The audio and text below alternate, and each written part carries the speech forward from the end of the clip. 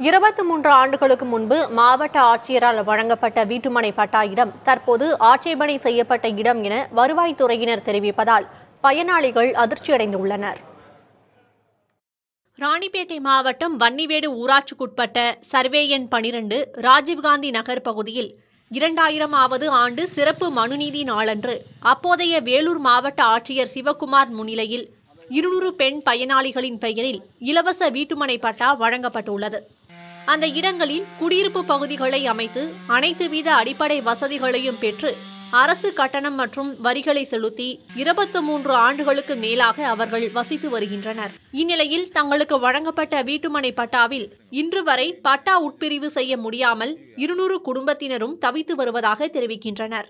வீட்டுமனை பட்டாவிற்கு உட்பிரிவு செய்ய வேண்டும் என வலியுறுத்தி வட்டாட்சியர் அலுவலகம் உட்பட அரசு அதிகாரிகளிடம் பொதுமக்கள் மனுக்களையும் வழங்கியுள்ளனர். எனினும் வீடுகள் கட்டப்பட்டுள்ள அந்த பகுதி பதிவுத்துறையில் ஆட்சேபனை செய்யப்பட்டுள்ள பகுதியாக காண்பிக்கப்படுவதாக அதிகாரிகள் தரப்பில் தெரிவிக்கப்பட்டுள்ளது. இது அந்த பயனாளிகள் மற்றும் அவர்களது குடும்பத்தினரை அதிர்ச்சிக்கு உள்ளாக்கியிருக்கிறது. மாவட்ட ஆட்சியரால் 23 ஆண்டுகளுக்கு முன்பு வழங்கப்பட்ட பட்டாவை தாங்கள் பயன்படுத்த வழிவகை செய்யும்படி அரசு பயனாளிகள் வலியுறுத்தியுள்ளனர். இப்போ எங்களுக்கெல்லாம் வயசாயிடுச்சு, அதனால எங்கள் பையனுக்கோ என் பொண்ணுக்கோ இது இடத்த நம்ம மாற்றணும்னு போகும்போது அந்த அரசாங்கத்தில் என்ன சொல்கிறாங்கன்னா, இது வந்து உங்களுக்கு 0 பாயிண்ட்ல இருக்கு, அதனால இது பண்ண முடியாது, தடை செய்யப்பட்ட இடம்னு சொல்கிறாங்க.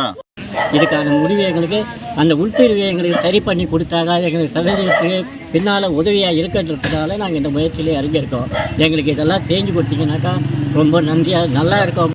இதுகுறித்து வட்டாட்சியரிடம் கேட்டபோது ஆட்சேபனை செய்யப்பட்ட புறம்போக்கு பகுதியில் பட்டா வழங்கப்பட்டிருப்பதாகவும் பட்டா வழங்கும் போதே கிராம புறம்போக்கு பகுதியாக அதை மாற்றம் செய்திருக்க வேண்டும் எனவும் அதை மாற்றாத காரணத்தால் தான் பட்டாவை பயனாளிகள் பயன்படுத்த முடியாத நிலை ஏற்பட்டு வருவதாகவும் தெரிவித்துள்ளார்.